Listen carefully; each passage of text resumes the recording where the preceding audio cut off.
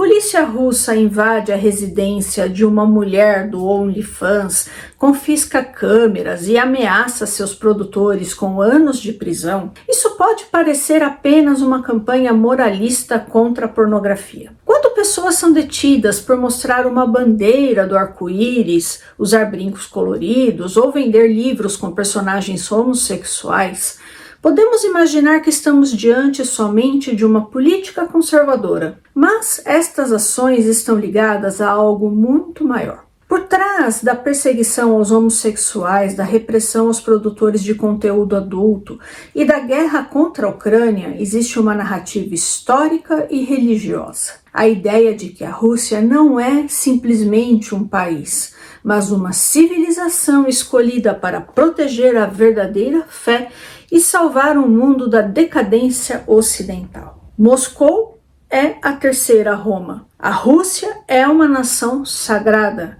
Vladimir Putin é o governante responsável por defender esta civilização contra inimigos externos e internos. Neste imaginário, a Ucrânia não pode escolher livremente se aproximar da Europa. Quando os ucranianos fizeram isso, a Ucrânia foi apresentada como uma terra russa sequestrada pelo Ocidente. Da mesma maneira, determinadas escolhas individuais dos russos deixam de ser questões privadas.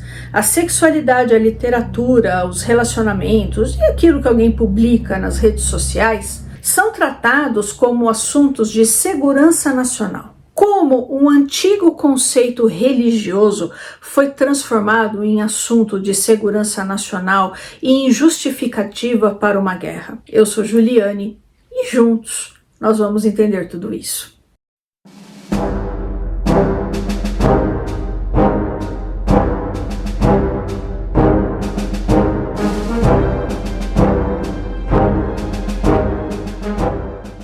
Para compreendermos a ideia da terceira Roma, precisamos voltar ao século XV. A primeira Roma havia sido o centro do antigo Império Romano e depois o coração da Igreja Católica. Para o cristianismo ortodoxo, entretanto, Roma se afastou da verdadeira fé. A segunda Roma era Constantinopla, capital do Império Bizantino e principal centro da cristandade ortodoxa. Mas, em 1453, Constantinopla foi conquistada pelos turcos otomanos. A queda da cidade provocou uma pergunta fundamental: quem preservará agora a verdadeira fé? No começo do século XVI, o monge Filofei de Pskov formulou uma resposta. Em uma carta dirigida ao governante russo, ele afirmou que duas Romas haviam caído, mas a terceira permanecia e não existiria uma quarta. Essa terceira Roma era Moscou. A mensagem original possuía uma dimensão religiosa e apocalíptica. Moscou seria o último grande centro da verdadeira fé cristã antes dos fins dos tempos. Ao longo dos séculos, porém, essa interpretação espiritual ganhou consequências políticas. Os governantes de Moscou passaram a apresentar seu estado como herdeiro de Bizâncio. Ivan III havia se casado com Sofia Paleóloga, sobrinha do último imperador bizantino. O título czar deriva da palavra César. Até a águia de duas cabeças, associada ao Império Bizantino, se tornou símbolo do poder russo. A Rússia deixou, nesse contexto, de ser apenas um reino situado lá na periferia da Europa. E ela passou a se imaginar como o novo centro de uma civilização cristã universal.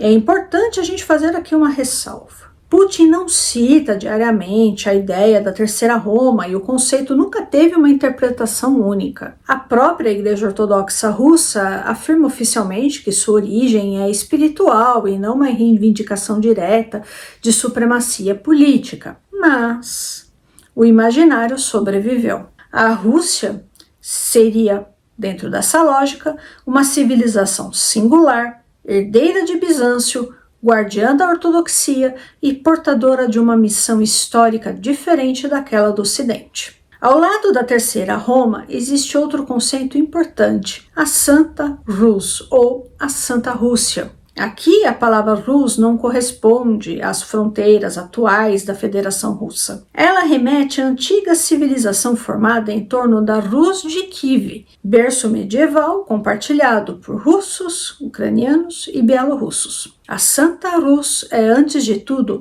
uma comunidade espiritual. Seus habitantes estariam unidos pela fé ortodoxa, pela memória histórica e por uma ideia comum de destino. O problema começa quando esse conceito religioso se mistura com o projeto imperial de Vladimir Putin. Se russos, ucranianos e bielorrussos constituem um único espaço espiritual, a independência da Ucrânia pode ser apresentada não como uma escolha nacional legítima, mas como uma ruptura artificial. Como assim? A fronteira política passa a ser considerada inferior a uma suposta unidade religiosa e civilizacional. É dessa combinação que nasce o conceito contemporâneo de mundo russo. O mundo russo reuniria todos aqueles ligados à língua russa, à cultura russa, à memória da vitória soviética na Segunda Guerra Mundial e à tradição ortodoxa. Esta definição aparentemente cultural possui uma enorme consequência política.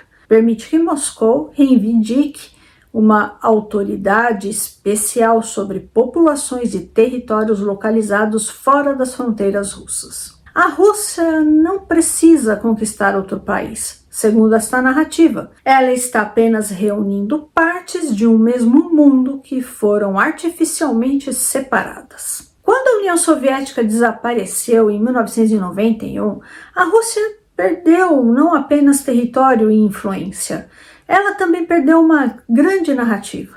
O comunismo havia prometido construir uma sociedade universal e conduzir a humanidade para um futuro revolucionário. Com o colapso soviético, essa promessa desapareceu.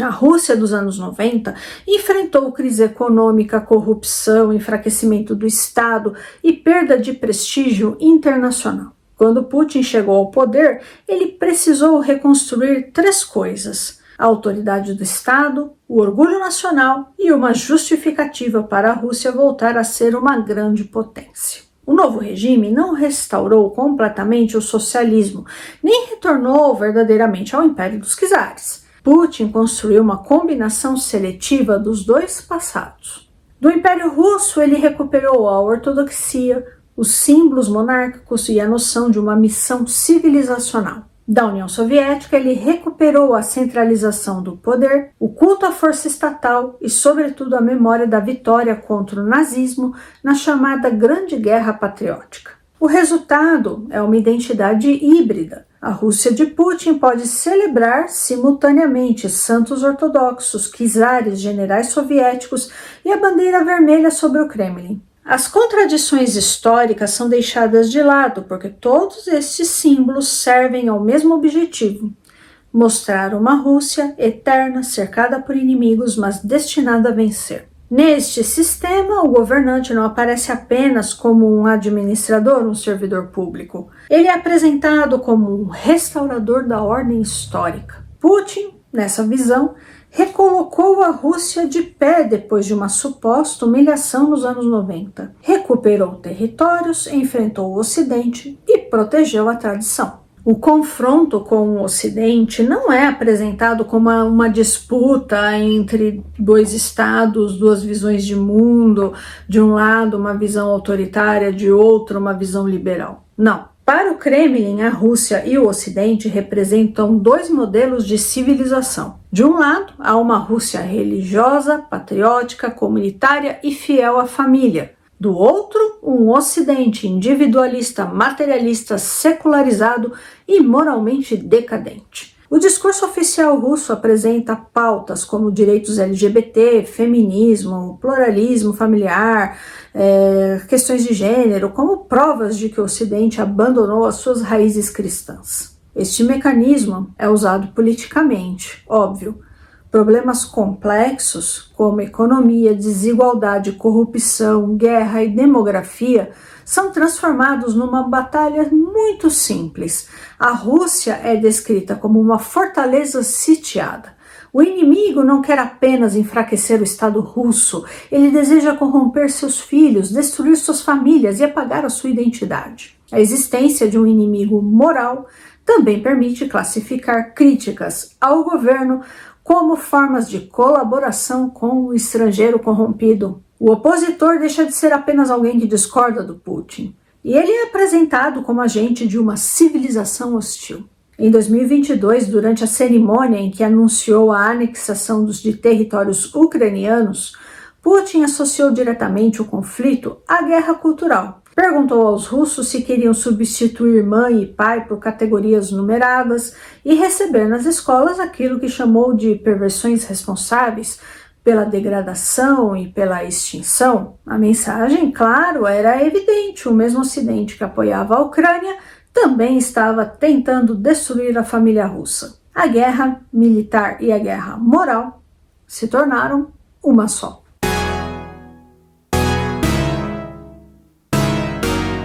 Para esse imaginário, a Ucrânia não é simplesmente um país vizinho. A antiga Rus de Kiev ocupa um lugar central na narrativa histórica compartilhada pelos povos eslavos orientais. Foi em Kiev que o príncipe Vladimir adotou o cristianismo bizantino em 988. Isso cria uma dificuldade para o nacionalismo russo. As origens da civilização reivindicada por Moscou se encontram numa cidade que hoje é a capital de um estado independente e hostil.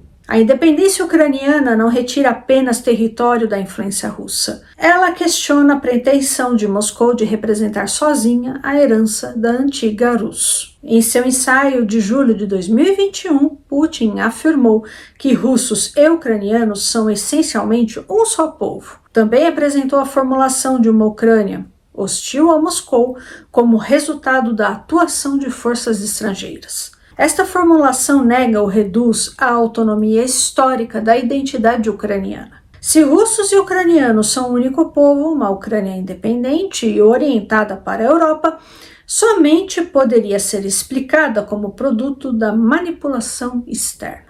O Kremlin passou, então, a representar a Ucrânia como uma anti-Rússia, um território historicamente pertencente a Moscou, que foi convertido pelo Ocidente em instrumento para enfraquecer a civilização russa. Depois das manifestações do Euromaidan e da queda do presidente pró-Rússia Viktor Yanukovych em 2014, a Ucrânia acelerou a sua aproximação com a União Europeia. Para muitos ucranianos, isto representava uma escolha política: se afastar do autoritarismo russo, combater a corrupção e consolidar uma identidade nacional independente. No discurso russo, contudo, aconteceu algo diferente. O Ocidente teria organizado um golpe para instalar em Kiev um regime artificial, nacionalista, anticristão e contrário à Rússia. A Ucrânia passou a ser representada como um enclave ocidental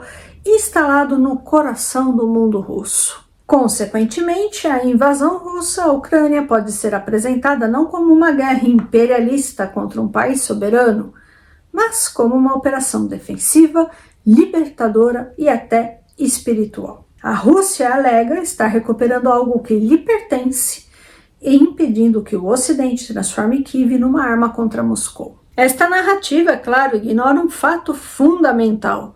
Os ucranianos possuem uma identidade nacional própria e o direito de decidir suas alianças políticas. A existência de vínculos históricos entre dois povos não concede a um deles o direito de dominar o outro.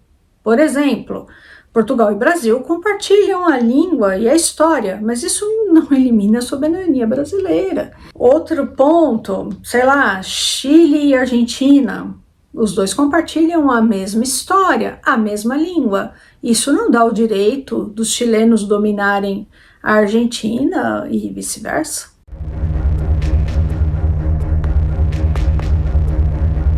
Existe também uma disputa especificamente religiosa. Durante séculos, grande parte da ortodoxia ucraniana esteve subordinada ao Patriarcado de Moscou. Isto permite à Igreja Russa afirmar que seu território espiritual ultrapassava as fronteiras da Federação Russa. Em 2019, o Patriarcado Ecumênico de Constantinopla reconheceu a independência da Igreja Ortodoxa da Ucrânia. Para Moscou, foi um golpe gigantesco. A Rússia perdeu, entre aspas, milhares de fiéis, paróquias e uma parte essencial de sua reivindicação de liderança sobre o mundo ortodoxo. A independência religiosa ucraniana demonstrava que Kiev não desejava apenas se afastar politicamente de Moscou, queria também construir uma vida religiosa sem submissão ao patriarcado russo. Por isso, a questão eclesiástica está diretamente relacionada à guerra. Se Kiev pode reivindicar sua própria herança da antiga Rus, Moscou deixa de ser a única capital espiritual daquele universo. E a guerra também é uma disputa sobre quem tem o direito de interpretar o passado cristão compartilhado. Fazendo uma pequena pausa aqui para lembrar vocês de deixar o like, deixar seus comentários, tudo isso é muitíssimo importante. E eu também vou deixar aqui a chave Pix, caso alguém queira fazer alguma contribuição financeira ao canal, eu agradeço bastante, tá certo?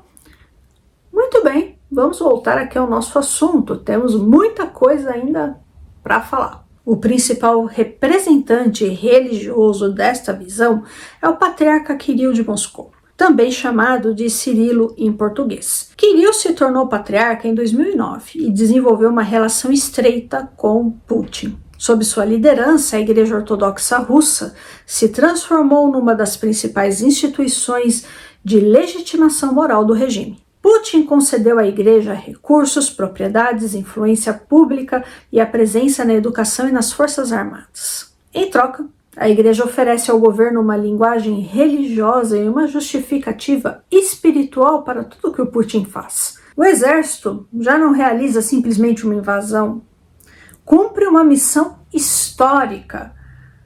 E aqueles que morrem na guerra podem ser apresentados como pessoas que fizeram um sacrifício espiritual pela pátria.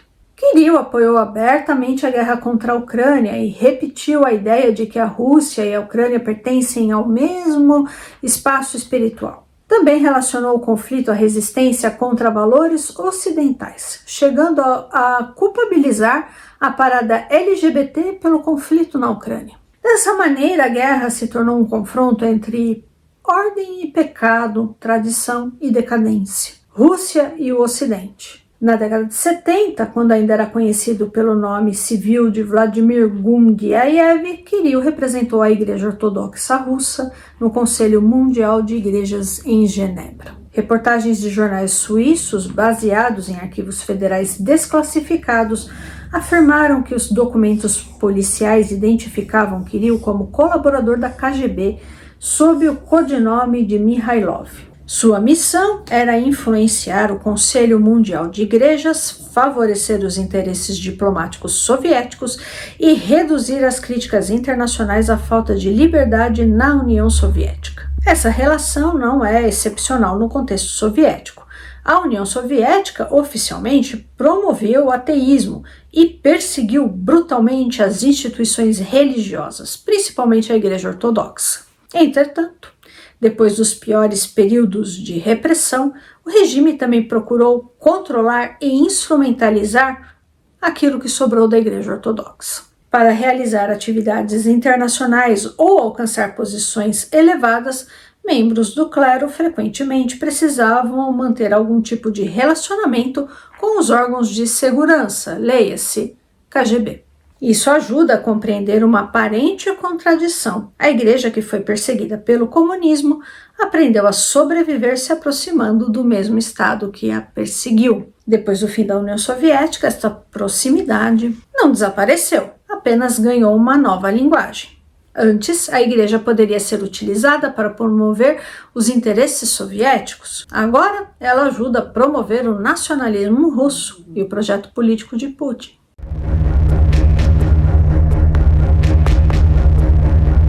A legislação russa contra manifestações LGBT foi construída progressivamente. Em 2013, Putin sancionou uma lei contra a chamada propaganda de relações sexuais não tradicionais dirigidas a menores. A definição é vaga, Uma representação positiva ou mesmo neutra de relacionamentos homossexuais pode ser considerada propaganda. Em 2022, durante a guerra, as restrições foram ampliadas para alcançar todas as faixas etárias. Em novembro de 2023, o Supremo Tribunal Russo declarou o chamado Movimento Público Internacional LGBT uma organização extremista. O problema é que não existe uma organização única com esse nome. Não existe direção mundial, estatuto ou lista oficial de integrantes.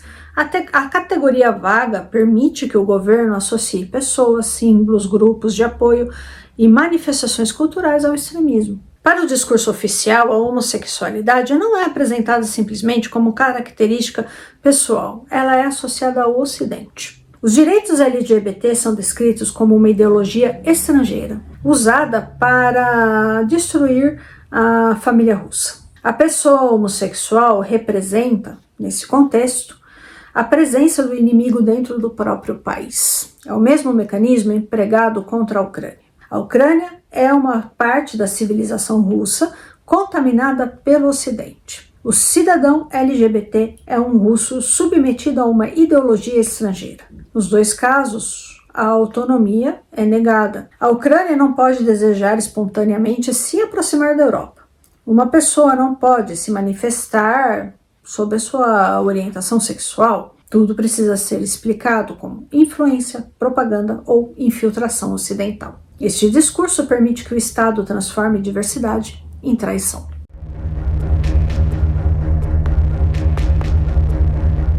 Em 2026, recentemente, a campanha moral alcançou com maior força as mulheres produtoras de conteúdo adulto.